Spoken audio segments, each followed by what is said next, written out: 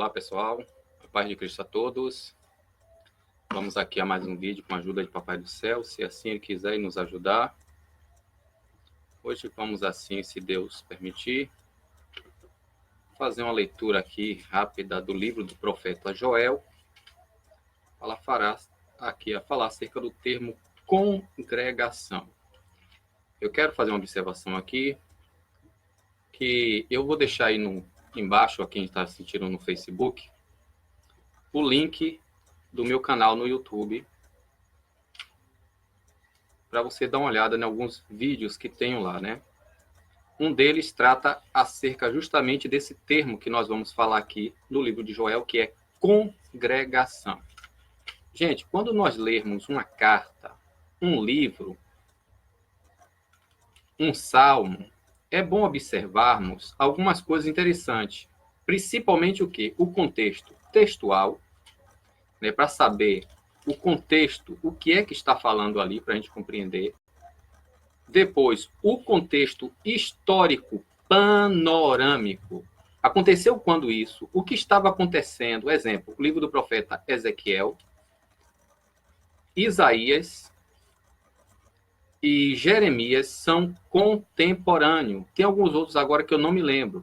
Quem estudou livro proféticos sabe da sua contemporaneidade. Tem até um canal de TV que está exibindo aí uma novela onde mostra, né, a profecia de Jeremias se cumprindo.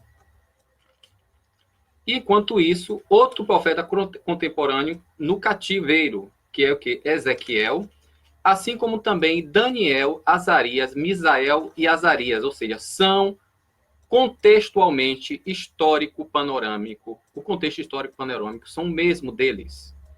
Então, quando a gente pega alguns versículos de efeito que nós ouvimos constantemente, repetidamente nas denominações, infelizmente nós sempre teremos a ideia torcida acerca desse termo, porque todos os dias, toda semana, todos os meses e todos os anos ouvimos sempre a mesma mensagem acerca daquilo e nós pensamos que aquilo é a verdade absoluta.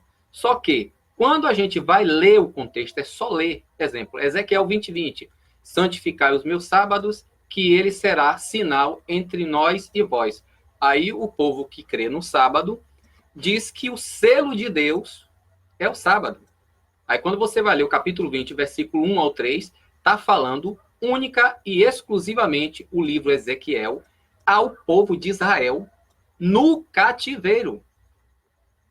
Dize aos anciões da casa de Israel.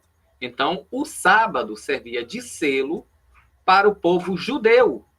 E o texto está falando de uma época que aconteceu cerca de 500 anos. 500 anos antes de Cristo. Se eu não me engano, foi 588, o livro do profeta Ezequiel. Então, está falando lá.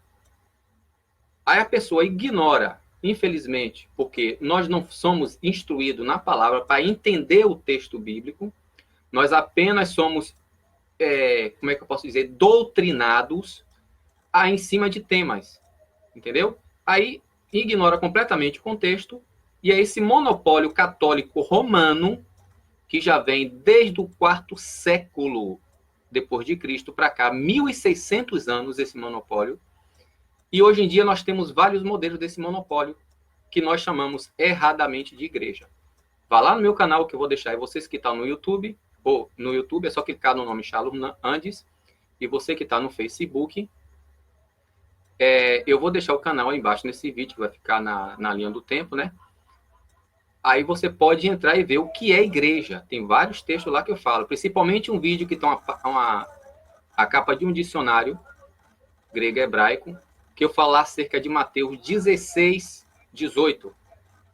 O que é que significa ali, aquele texto, que muita gente fala, as portas do inferno não prevalecerão contra a igreja, e tem uma ideia completamente torcida daquilo ali. Aquilo ali Jesus está falando da ressurreição dos mortos, que Paulo fala lá em 1 Coríntios 15, em 2 Coríntios 5 e 1 Tessalonicenses. Amém?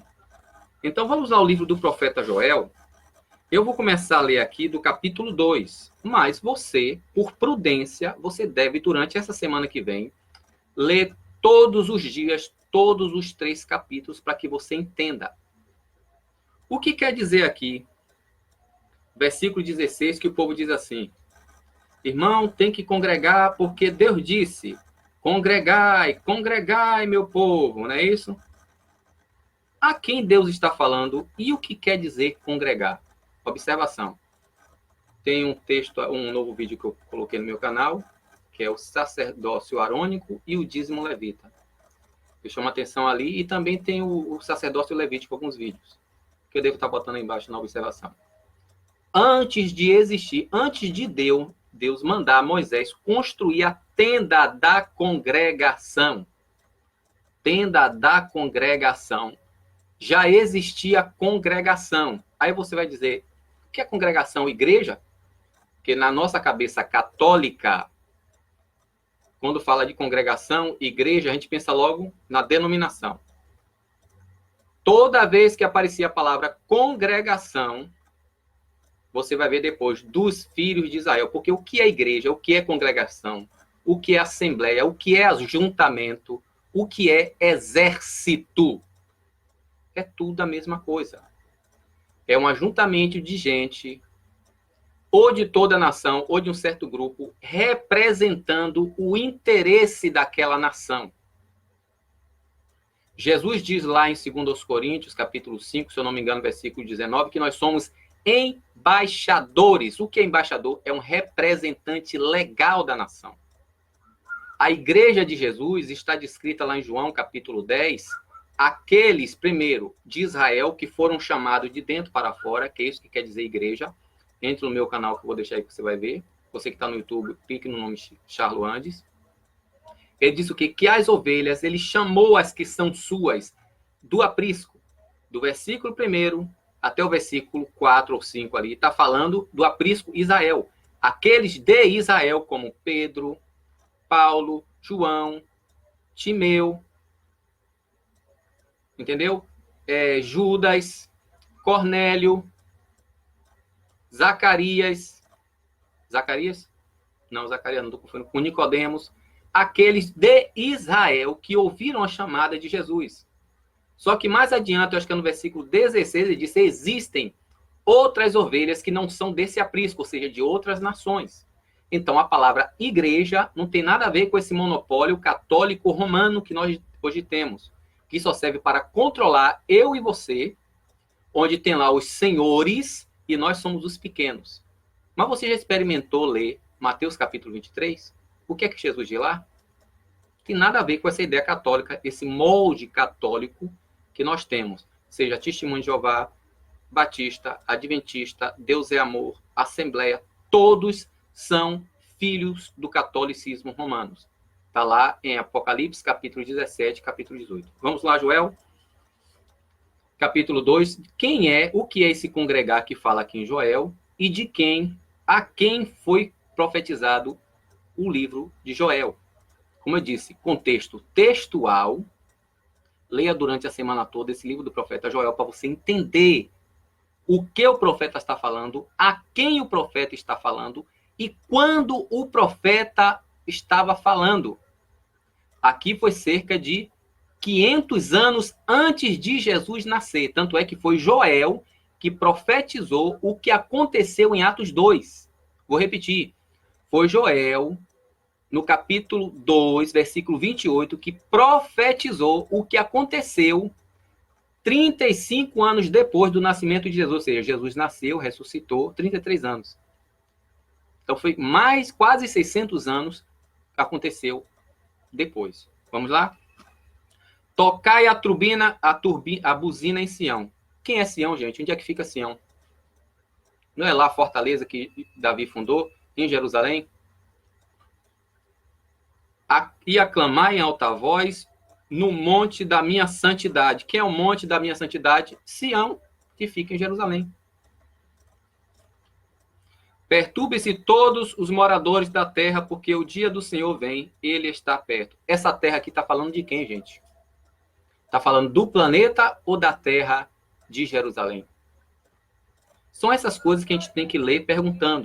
Por isso que você lê e relê o texto várias vezes durante a semana, 2 semanas, 3 semanas, e depois você vai pesquisar sobre o livro. Quem foi o autor do livro? Quem era ele? Geralmente, no início do livro fala, diz aqui, a palavra do Senhor que foi dirigida a Joel, filho de Petuel. Aí vai daqui, eu não sei se aqui fala com quem ele é contemporâneo. Aí você vai pesquisar acerca desse livro, quem foi o profeta, quando ele profetizou e a quem foi dirigida tal profecia. Dia de trevas e tristeza, dia de nuvens e trevas expensas, como a alva espalhada sobre os montes, povo grande e poderoso, qual desde o tempo antigo nunca houve, nem depois dele haverá, pelos anos adiante, de geração em geração. Diante dele um fogo consome, e atrás dele uma chama abrasa. A terra diante dele é como o jardim do Éden, mas atrás dele é como desolado deserto. Sim, nada lhe escapará. Aqui me parece estar falando de Nabucodonosor, mas vamos lá. O seu parecer é como parecer de cavalos, e correrão como cavaleiros.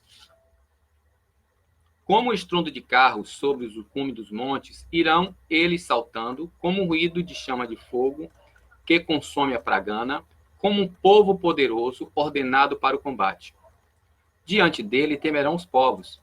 Todos os rostos são como a tisnadura da panela. Como valentes correrão, como homens de guerra subirão os muros, irá cada um dos seus caminhos e não se desviará da sua fileira. Ninguém apertará a seu irmão, irá cada um pelo seu carreiro, sobre a mesma espada se arremessarão, e não serão feridos. Irão pela cidade, correrão pelos muros, subirão as casas, pelas janelas entrarão como ladrão, diante dele tremerá a terra, abalar-se-á os céus, o sol e a lua se enegrecerão, e as estrelas retirarão seu esplendor. E o Senhor levanta a sua voz diante de seu exército, porque muitíssimos são os seus arraiais, porque poderoso é, executando a sua palavra, porque o dia do Senhor é grande e muito temível, e quem poderá sofrer? Que dia é esse do Senhor? Essa pergunta, porque nós falamos muito do dia do Senhor. Será que não é o dia da profecia que esse profeta, ou que outro profeta anterior a ele, ou contemporâneo a ele, profetizou que aconteceria? Que aqui tudo indica que é a invasão que Nabucodonosor iria fazer em Jerusalém, profetizado por Isaías e Jeremias, principalmente todo o livro de Jeremias. Ainda assim agora mesmo, diz o Senhor, convertei-vos a mim de todo o vosso coração, isso com jejuns e com choro e com pranto, e rasgai o vosso coração e não o vosso vestido. Quem tinha mania de rasgar as vestes e jogar cinza em sinal de humilhação, como está lá, se eu não me engano, em Isaías capítulo 58? Quem era que fazia isso? Era a igreja, que aqui ainda não existia? Porque de Malaquias até Jesus são 400 anos sem Deus falar. De Malaquias para Jesus, 400 anos. Então, porque o Senhor rasgai o vosso coração, Joel 2:13. Rasgai o vosso coração e não os vossos vestígios, e converteis ao Senhor, vosso Deus. Porque ele misericordioso é, e compassivo e tardio em irar-se e grande beneficência, e se arrepende do mal, quem sabe se voltará e se arrependerá e deixará após si uma bênção em oferta de manjar e libação para o Senhor nosso Deus.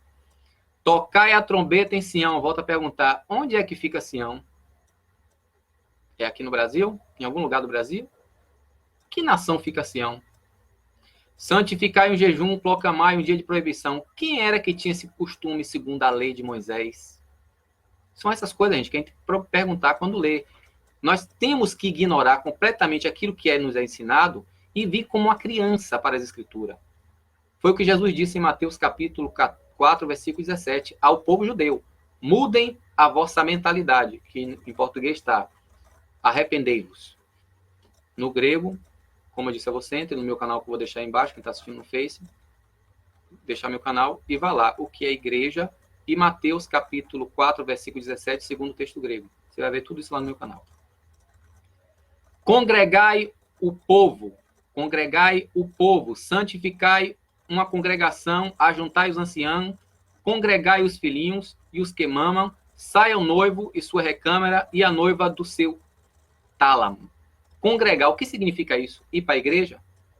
Em primeiro lugar, gente, Números capítulo 3, 4 e 18, e Levítico, do capítulo 1 até o 7. Pode ler todo o capítulo, todo o livro de Levítico. Ninguém, gente, ninguém, com exceção dos filhos de Arão, santificados, entravam no templo. Primeiro que o templo só vai existir 11 anos após a morte de Davi. No 4º ano do reinado de Salomão, ele se estabeleceu e começou a organizar a construção do templo. 4 anos, depois de 4 anos dele no templo. 7 anos depois, está lá em 1 Crônicas, eu acho que é 1 Reis, capítulo 6 e 7. Leia 1 Reis, do capítulo 1 até o 7, que você vai ver isso. Então, no 4º ano do reinado de Salomão, ele começou a organizar a construção do templo. E no 11º ano foi concluído o templo, ou seja, 7 anos para construir o templo de Salomão. O Salmo 122, que muita gente usa, não tem nada a ver com a ideia que querem passar. Eles ali torcem o Salmo 122. Alegrei quando me disseram a casa do Senhor. Não. A palavra aqui, congregar, é ajuntar o povo. Ajuntar o povo para quê? Para fazer um jejum. Tocai a trombeta, a buzina em Sião. Santificai o jejum, proclamai um dia de proibição. Porque a igreja, a palavra igreja, que é torcida pelo catolicismo romano, que a palavra correta seria assembleia, congregação ou ajuntamento, é o ajuntamento de pessoas da nação inteira ou de um pequeno grupo que apresentem essa nação. Era o que acontece com a Assembleia Legislativa, Senado, Exército. Não digo na Assembleia Legislativa, nem na Câmara de Deputados, nem no Senado, porque hoje até que, graças a Deus, está sendo um pouquinho diferente. Mas o que é que acontecia antigamente? Todos se reuniam para buscar o interesse do partido e deles. Mas o propósito original de uma Assembleia, de uma Câmara de Deputados, seria para se juntar para buscar o interesse do povo, porque para isso eles foram eleitos. Então, toda vez que você vai olhar Êxodo, Levítico, Números, Deuteronômio, quando fala de congregação, sempre você vai ver dos filhos de Israel, porque igreja são as pessoas. Na verdade, esse termo igreja é católico. A palavra correta é congregação, assembleia ou ajuntamento. Então diz assim, ó, tocai a trombeta em Sião, Joel 2,15. Santificai o quê? Um jejum. Proclamai um dia de proibição. Congregai o povo. Ou seja, ajuntem o povo. Conclamem o povo. Reúnam o povo. Aí ele diz aqui, tanto é que o contexto, gente, do próprio versículo 26 diz o quê? Ajuntai quem? Os anciões. Congregai os filhinhos. E os que mamam, saia o noivo da sua recâmara e a noiva do seu tálamo. Chorem os sacerdotes, ministros do Senhor, entre o alpendre e do altar. Então, o povo na frente do templo, construído por Salomão, que nessa época já existia, enquanto o povo cá do lado de fora estava chorando, do menor ao maior, como está lá em Neemias, capítulo 8. Leia Neemias, capítulo 8, gente. Está lá, e toda a congregação dos filhos de Israel, do mais novo ao mais velho. E Neemias ainda ia o quê? Lançar o fundamento do segundo templo, porque o de Salomão já tinha sido destruído. Então, por isso que eu e você temos que estar lendo e relendo as escrituras. Não é conferindo e reconferindo versículos já anotados, não, de mensagem em cima de tema. Então, enquanto o povo está juntado do lado de fora chorando, os sacerdotes dizem assim, tinha que estar lá dentro também chorando, ó. Chorem os sacerdotes, ministros do Senhor, entre o alpendre e o altar, digam, poupa o teu povo, ó Senhor, e não entregues a tua herança. Quem é a herança de Deus? Falada aqui nesse livro, que foi escrito há mais ou menos 500 anos antes de Jesus se tornar carne, antes de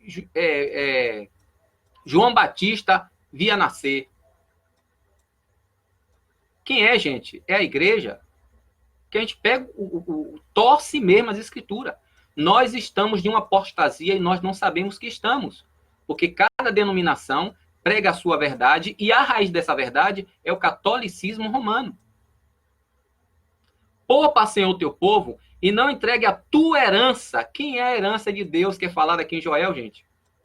Antes de Jesus nascer, antes do Espírito Santo nascer, tanto é que no versículo 28 aqui você vai ver a promessa do Espírito Santo. Poupa teu povo, não entregue a tua herança ao opróbrio, para que as nações, ou seja, os gentios, não façam escárnio dele, porque diriam entre os povos, onde está o seu Deus? Então o Senhor terá zelo da sua terra e se compadecerá do seu povo. E o Senhor responderá e dirá a seu povo: eis que vos envio o trigo, o mosto, o óleo. O que é mosto? Mosto é vinho. Tem algum crente de alguma denominação que toma vinho? Você pega os pormenorizinhos assim, uns detalhezinhos no texto, você vê que não tem nada a ver.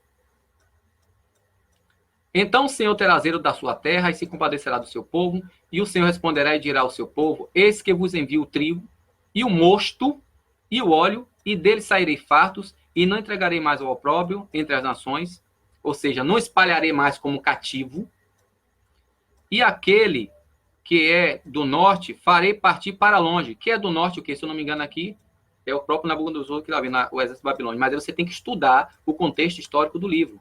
Eu aqui não estudei, só estou lendo aqui para você ver, no contexto textual, não tem nada a ver o que afirmo disso, a congregar o meu povo, né?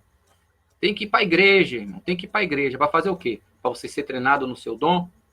Para você ser formado, para você ir visitar hospitais, ser missionário fora daqui? Ou para sustentar pessoas que estão ganhando salário altíssimos, que ao invés de construir pessoas, têm construído templos? Né? E aquele que é do norte, farei partir para longe de vós, e lançá-lo-ei em uma terra seca e deserta, a sua frente para o mar oriental, a sua retaguarda para o mar ocidental, e subirá o seu mau cheiro, e subirá a sua podridão, porque fez grandes coisas. Não temas, ó terra, regozija-te e alegra-te, porque o Senhor fez grandes coisas. Não temais, animais do campo, porque os pastos do deserto reverdecerão, porque o arvoredo dará o seu fruto, a vide e a figueira darão sua força. E vós, filhos de Sião, quem são os filhos de Sião, gente? Os moradores de Jerusalém. Regozijai-vos e alegrai-vos no Senhor vosso Deus, porque ele vos dará ensinador de justiça, fará descer a chuva, a temporânea serônia no primeiro mês. E as eiras encherão de trigos, e os lagares transbordarão de mosto, de vinho. Tem algum crente que toma vinho ou vende vinho? Porque nós pregamos que é proibido, né? E restituirei-vos os anos que foram consumidos pelo gafanhoto, a locusta, o pulgão e a ruga. Alguém aí tem alguma plantação de vinho, de uva? Algum de vocês aí tem? Entendeu, gente? Está falando de um povo que tinha uma cultura diferente, numa época diferente. E vós sabereis que eu estou no meio de Israel. Versículo 27. E vós sabereis que eu estou no meio de Israel. Viu como a gente tem sofrido há mais de 1.600 anos uma apostasia terrível do Evangelho de Cristo? Que tem gente que pensa que o cristianismo tem alguma coisa a ver com o Evangelho. Não, eu sou cristão, eu prego o cristianismo. O cristianismo não tem nada a ver com o Evangelho de Cristo. O cristianismo é uma derivação do carnaval católico romano que mistura babilonismo, paganismo, judaísmo, um pouquinho do evangelho, e fez romanismo, e fez esse monopólio aí estranho, que não tem nada a ver com o evangelho do reino. A palavra evangelho quer dizer boa nova, boa notícia.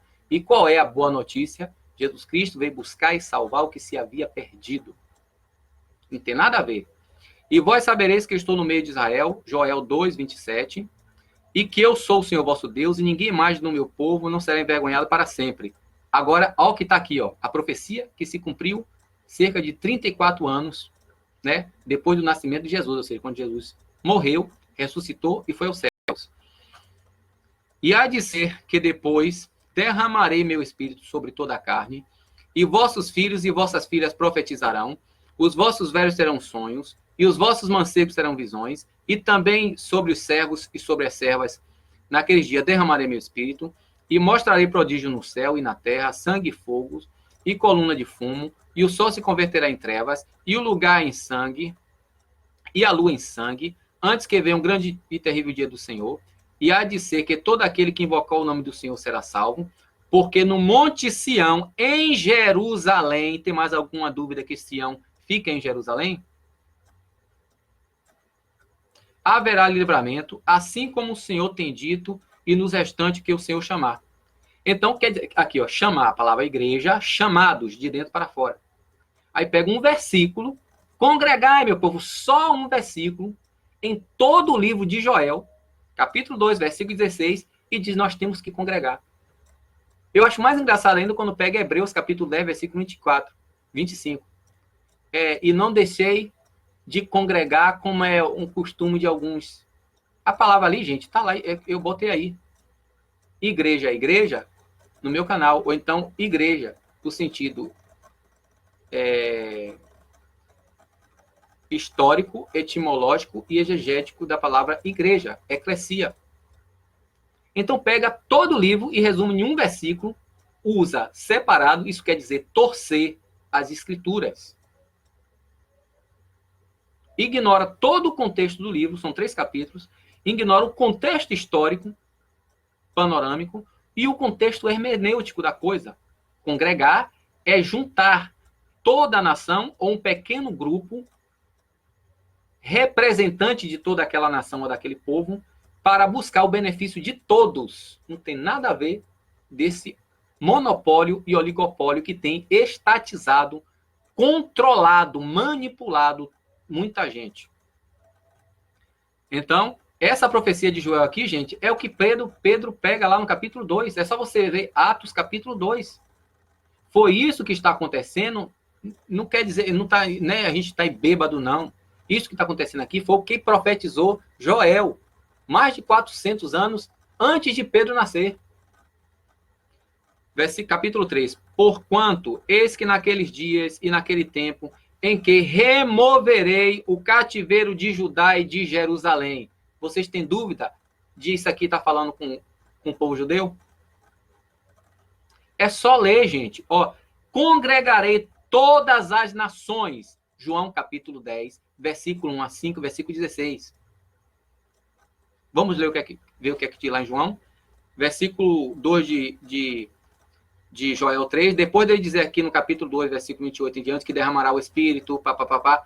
Versículo 1 de Joel 3 diz assim, porquanto, eis que naquele dia, naquele tempo, em que removerei o cativeiro de Judá e de Jerusalém. Quando Jesus veio, eles ainda estavam no cativeiro? Não. Congregarei todas as nações e farei descer no vale de Josafá, e ali com elas enviarei o juízo por causa do meu povo e da minha herança, Israel, e naqueles dias pararei entre as nações e repartirei a minha terra. Por causa do meu povo e minha herança, Israel.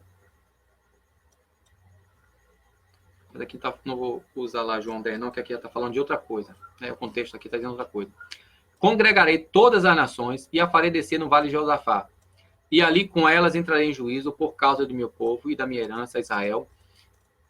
E a quem eles espalhares entre as nações, repartindo a minha terra, e lançarei a sorte sobre o meu povo, derramarei e deram um menino por uma meretriz e venderam a menina por vinho para beberem. E também que tendes vós comigo, Tiro e Sidom, e todos os termos das Filistias.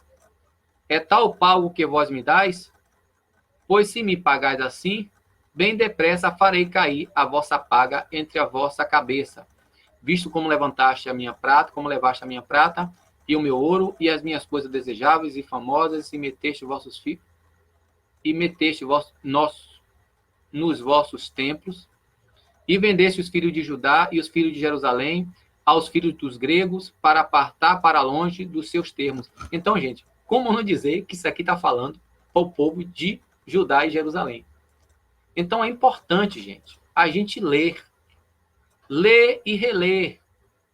Não fique se atendo a mensagens em cima de tema. Porque o cara pega, a pessoa pega uma mensagem em cima de um tema, de um versículo, uma palavra, e aí desenvolve a ideia dele, ignorando e descartando completamente o contexto textual, histórico, panorâmico e hermenêutico, e aí dá origem a uma heresia. Amém? Que Deus continue nos abençoar e tenha misericórdia de nós, para que voltemos às Escrituras. Quando você lê a Escritura, ignore tudo o que você pensa que sabe. Vá pesquisar. Como eu falei aqui, congregar. O que significa esse termo congregar em Joel capítulo 2, versículo 16? Está falando a quem? Quem está falando? Quando falou? A quem está falando? Por que está falando? E o que significa? Amém? A paz.